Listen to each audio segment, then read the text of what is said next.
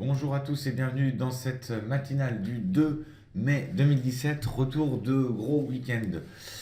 Donc avec ce jour férié que nous avions hier le 1er mai, et donc un marché qui va reprendre cette semaine. Alors on va avoir en ligne de mire, on va voir tout ça dans une minute.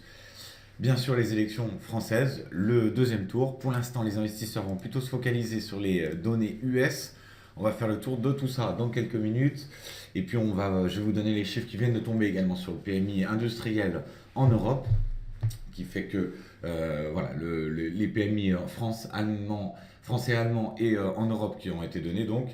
Et on va pouvoir regarder tout ça ensemble évidemment. Donc cette matinale qu'on a appelée ouverture en hausse et PMI. Et je suis Lucas Roux de Luz donc pour CMC Markets.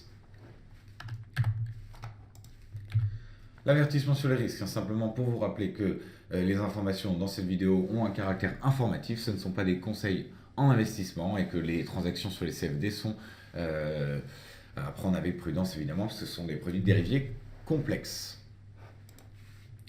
La matinale, le sommaire évidemment, les marchés et la macroéconomie, les actualités et palmarès actions, statistiques économiques passées et à venir, reconnaissance des figures graphiques et enfin les questions-réponses s'il y en a. Vous pouvez poser vos questions également tout au long de la session, n'hésitez pas. Donc dans les marchés, le CAC qui est toujours en tendance haussière, mais qui ne sort pas de son range et qui se situe autour des 5280 points. On est à 281, 282 là tout de suite. Le DAX se situe toujours dans son canal haussier également, qui bute sur les 12 474. On va voir que c'est un point sur lequel le DAX semble buter à chaque fois. Mais on faut bien noter une chose, surtout sur ces marchés, c'est que nous sommes sur des marchés qui sont quand même extrêmement positifs du fait de la grosse hausse qu'on avait vue après le premier tour des élections françaises, qui réduisait le risque politique, même si on verra qu'il faut faire très attention. Le risque politique n'est pas complètement effacé et qu'on n'est pas du tout à l'abri d'une surprise sur le deuxième tour. Il faut faire très très attention à ça. Donc les marchés qui risquent de pricer cette information, mais ce qu'on note également, c'est que les prises de bénéfices n'ont pas vraiment lieu et que dès que le marché se replie un petit peu, on a des acheteurs, on a tout de suite un rebond du marché. Donc il semble qu'en plus de cet optimisme, il y ait des bonnes valeurs macroéconomiques qui soient présentes et que donc le marché salue pour l'instant un regain d'activité. Attention tout de même sur les US où on va rester assez prudent. Donc les US qui vont vraiment occuper la plupart du paysage boursier cette semaine, puisqu'on aura la Fed évidemment. Donc mercredi il y aura le discours de la Fed. On aura également donc les non-farm payroll qui auront lieu vendredi, donc on fera un live NFP ensemble bien évidemment. Les déclarations de Trump donc sur la séparation du système bancaire qu'il souhaite faire et enfin le vote du budget fédéral puisque le shutdown a été évité, on va voir tout ça. Le dollar index de son côté donc qui se situe toujours autour des 98,8, il est à remonter un petit peu depuis ce matin, 98,97 voire même 99, on est sur les 99 à l'heure actuelle. L'or qui consolide, évidemment, on a cette tendance en ce moment et qui est repassé en dessous des 1261. Il a 1255 dollars l'once d'or. Donc c'est vraiment une consolidation sur cet or qui a lieu depuis plusieurs séances maintenant. Valeur refuge, on le répète souvent, comme d'habitude. Et le pétrole WTI qui se rapproche des 48 dollars. Donc, alors 48,7, il reprend un petit peu puisque depuis que j'ai écrit ça, le pétrole a commencé à monter avec 0,54% de hausse maintenant. Mais on l'avait vu, le pétrole qui avait fait un beau rebond après les stocks de pétrole de la semaine dernière et qui finalement est parti dans des zones un peu plus basses. Par la suite, on aura à surveiller bien évidemment demain 16h30 les stocks de crude oil et les stocks d'essence. Donc les stocks de crude oil qui étaient sortis à moins 3,64 millions de barils, on les attend à moins 2 millions de barils. On va voir, est-ce que là aussi on peut avoir une confirmation de la réduction des stocks de pétrole que souhaitent les pays de l'OPEP, membres de l'OPEP et non membres de l'OPEP également, puisque c'est ce pétrole qui avait pas mal joué sur l'inflation, qui a fait également que le FTSE avait perdu un petit peu de terrain.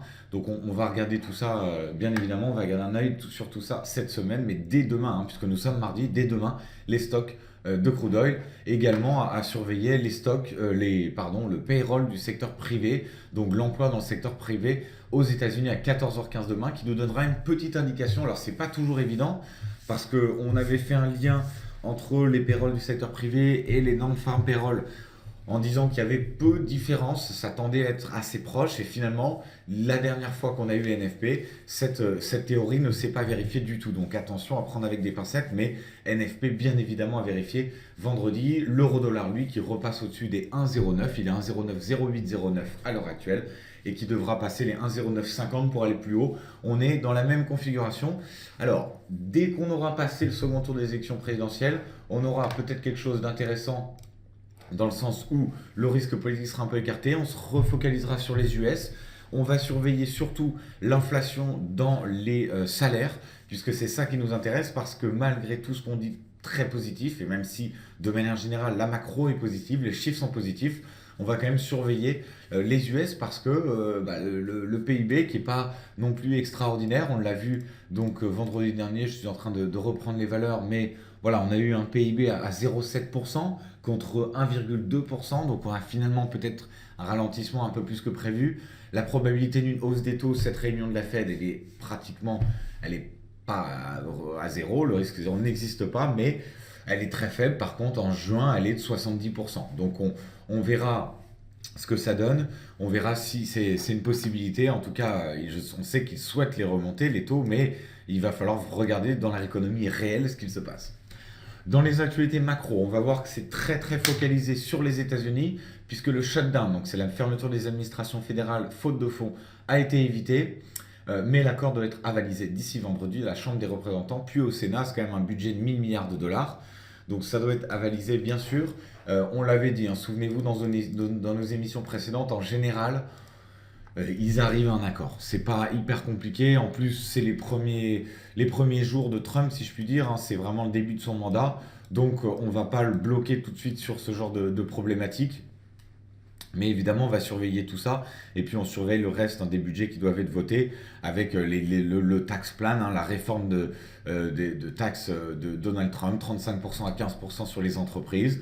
Également, l'Obamacare, toutes ces choses-là vraiment qui sont à surveiller pour anticiper ce que pourraient faire les US. En tout cas, on a la Fed qui sera surveillée de près à l'occasion de sa réunion politique monétaire mercredi soir. Donc ça, très important. Pas d'annonce attendue de la part de Janet Yellen. Mais voilà, tout de même la réunion. Donc on aura les papiers donnés après la réunion. Et enfin, Donald Trump qui s'est déclaré en faveur d'une scission des activités de banque de détail et de banque d'affaires des établissements financiers. C'est assez surprenant.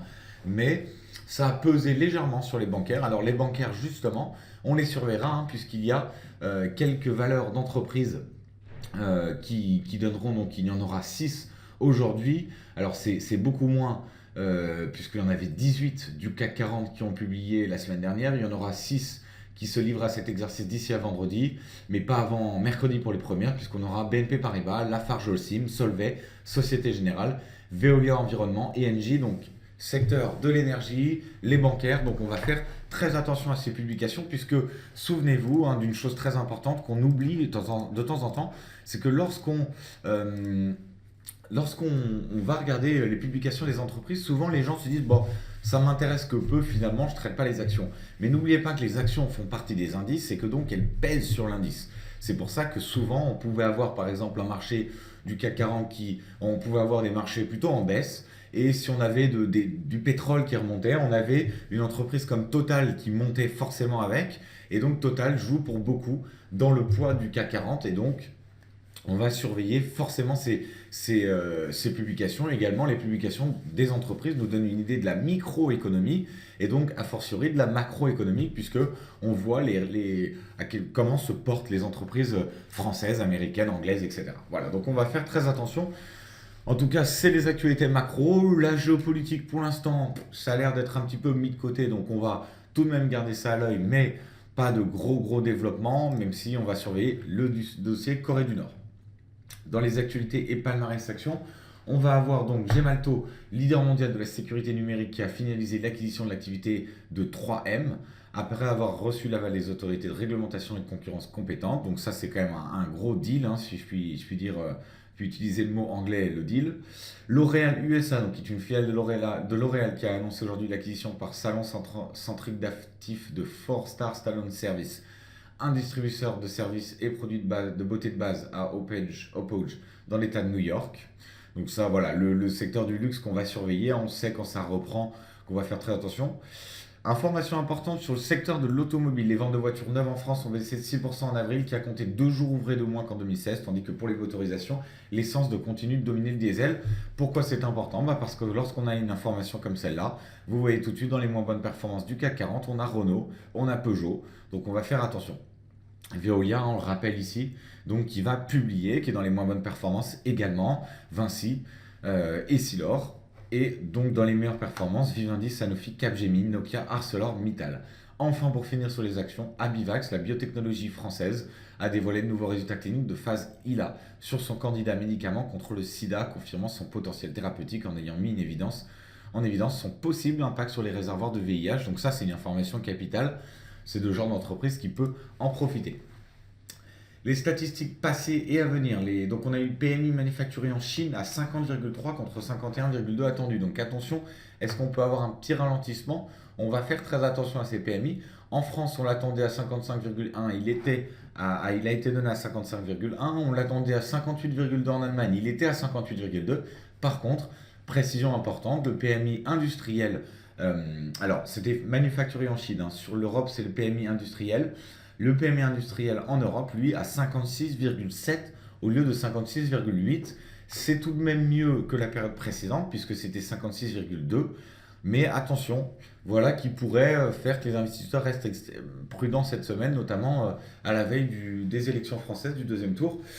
Voilà, donc on va travailler beaucoup de range cette semaine. Ça ne va pas être les plus passionnants, mais c'est tout de même des opportunités, surtout lorsqu'on traite du CFD, on va pouvoir aller chercher des mouvements intéressants sur un horizon assez court, ou se placer tout simplement, même s'il n'est jamais forcément recommandé d'être placé à la veille d'une élection, surtout que voilà, faire très attention, on a beaucoup de remue-ménage autour d'Emmanuel Macron, faire tout de même attention, hein, Le Pen reste une possibilité, une vraie possibilité, un vrai risque pour ce deuxième tour.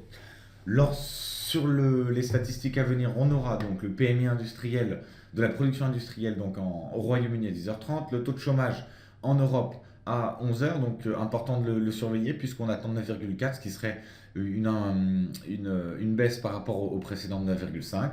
Et puis peu de chiffres dans l'après-midi, on va vraiment avoir le calendrier de demain qui va être intéressant avec les payrolls du secteur privé aux États-Unis, les stocks de crude oil à 16h30, payroll c'était 14h15, et puis taux de chômage qui sera donné le matin à 10h en Allemagne avec les demandes d'allocation chômage également. Avant que nous passions sur la plateforme, on va regarder la reconnaissance géographique avec une reconnaissance que je vous avais donnée déjà la semaine dernière sur l'USD-CHF, donc le dollar américain contre le franc suisse, avec un biseau ascendant, et donc une sortie de biseau à confirmer en dessous des 0,9945. Voilà, à surveiller pour ceux qui traitent le dollar et qui veulent un petit peu trader également le franc suisse.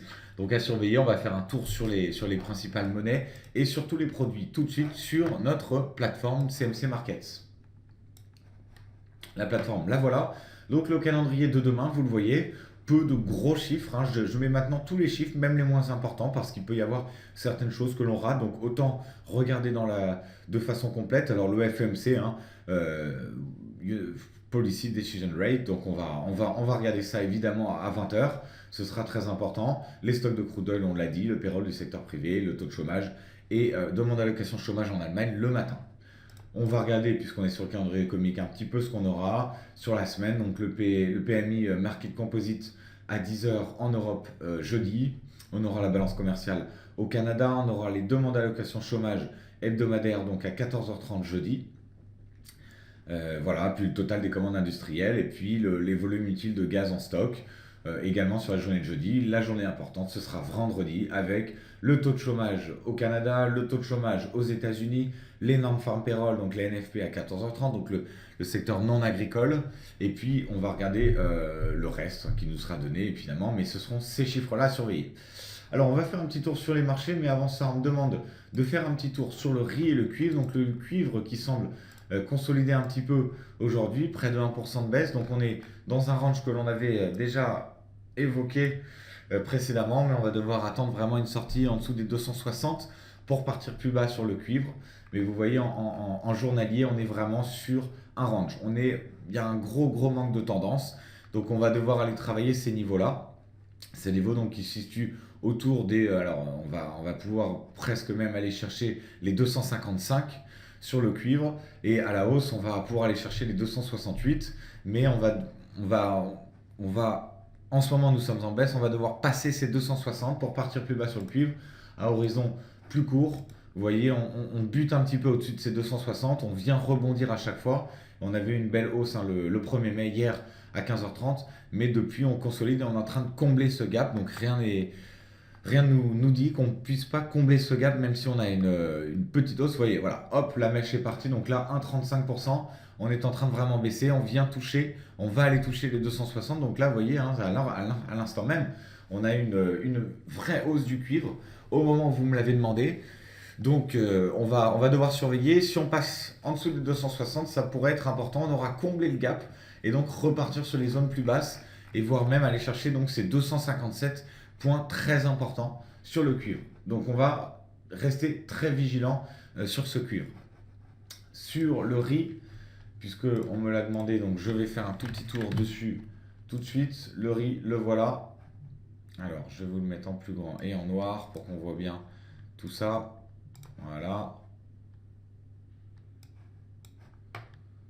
Donc le riz, vous voyez, en journalier est vraiment en train d'aller taper plus bas. Alors, on a un vrai support dessiné sur le riz. Alors, ce que je vais faire, je vais même nous l'ajouter à notre liste. Comme ça, on pourra le surveiller de manière un peu plus régulière pour vous. On a un vrai support qui s'est dessiné ici à 9,14. Donc, attention, là aussi, à bien surveiller. Le riz qui est en légère hausse ce matin. Mais vous voyez, on est vraiment, on vient taper des plus bas. Mais 9,14 c'est vraiment un niveau crucial puisqu'on ne l'a pas atteint depuis le 13 mai 2015. Et encore, quand on l'avait tapé, on avait rebondi sur le riz. Donc on va rester prudent, on va regarder même en graphique mensuel. Et voilà ce que ça donne. Donc depuis 2010, vous voyez, on revient sur le niveau de 2010. Donc on est en train de taper des plus bas. On va voir la saison également, les saisonnalités très importantes à horizon court terme. Donc nous voilà, on va se mettre peut-être un petit peu plus large en 2 heures. Voilà, donc on a rebondi, c'est 9,14 le 28 avril. Et on va devoir aller passer des niveaux sur lesquels nous sommes pour espérer plus haut, mais on est en train de combler le gap du 25 avril.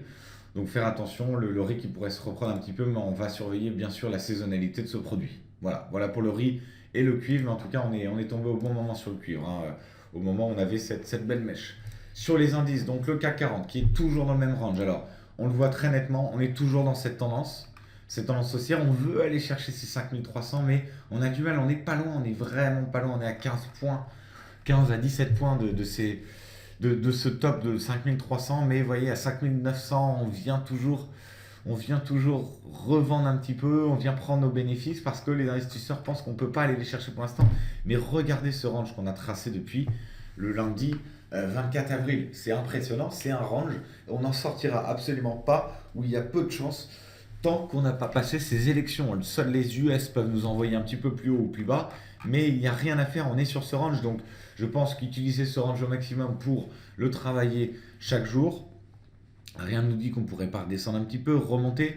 Donc on va aller chercher, c'est là l'intérêt d'un produit comme le CFD qui va nous permettre de prendre quelques mouvements intéressants sur ce peu de mouvements en réalité. Donc on va essayer d'aller chercher le maximum sur ça, mais voilà, les niveaux je ne peux pas changer, ils sont bons ces niveaux, depuis le début ils sont bons. Donc on va les attendre. Par contre, si on passe 5003, là on peut espérer plus, mais pour rappel 5003 c'est extrêmement important, puisque vous le voyez, la dernière fois qu'on les a passés, c'est en 2007, voire 2008.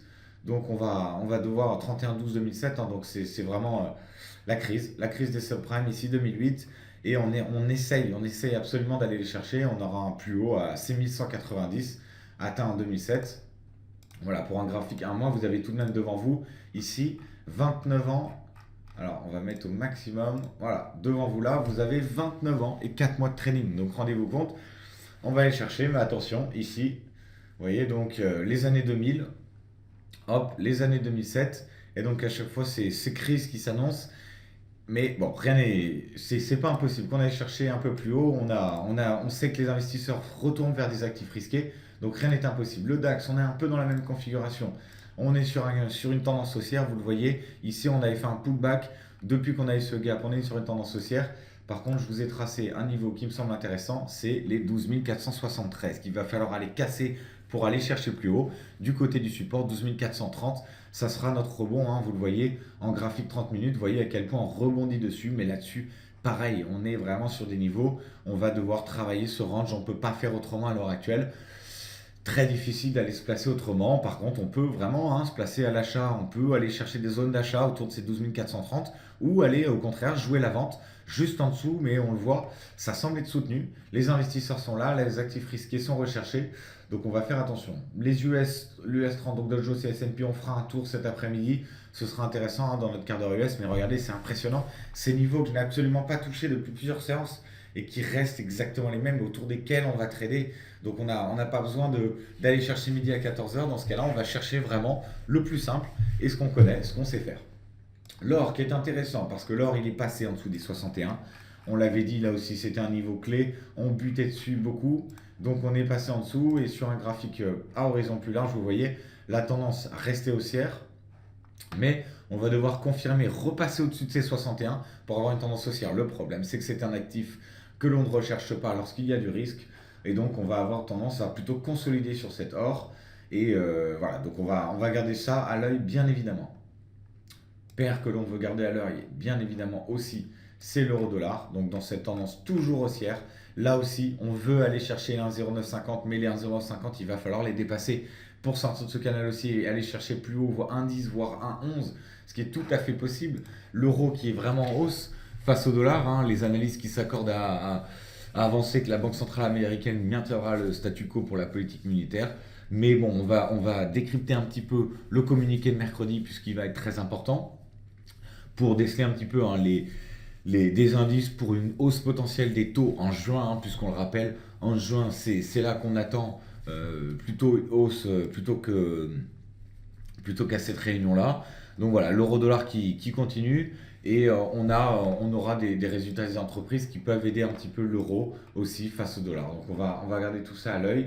L'euro GBP qui progresse un petit peu alors il avait perdu du terrain, mais toujours le même range également. 0,83, 0,4 sur le bas, 0,88, 66 sur le haut. Il faudra en sortir pour espérer un petit peu plus. C'est enfin le dollar index qui avait progressé et qui donc vient se remettre toujours sur ce 98,8. Alors on est à 98,96, mais rien ne nous indique que l'on ne puisse pas revenir sur ces niveaux du dollar. Donc faire attention sur ce dollar index qui va être important à surveiller. Il pourrait perdre un petit peu de terrain.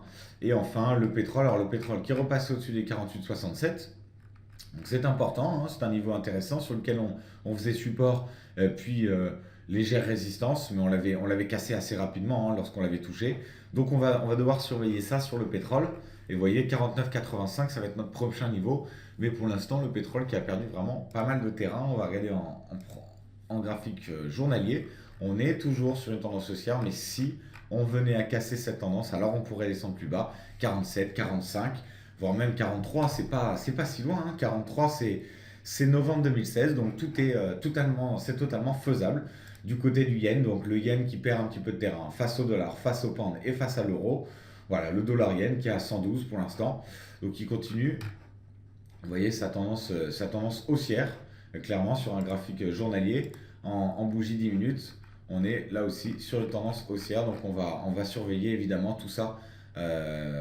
Voilà, bientôt et garder un œil là-dessus. Alors, on précise que Juncker et Theresa May, ont une réunion très difficile selon la presse anglaise. Voilà, à surveiller également. Et puis, il y aura les élections anticipées anglaises. Donc, on va écrire 2-3 articles là-dessus qu'on va publier très prochainement. Voilà, je vais également mettre mon article sur le commentaire hebdomadaire dans la journée aujourd'hui sur notre site. Donc, je vous invite à le lire. Je fais une petite revue des actifs, notamment euro-dollar, pétrole et DAX, je crois. Donc ce sera intéressant pour vous de lire tout ça et quelques articles qui arriveront également sur les élections françaises.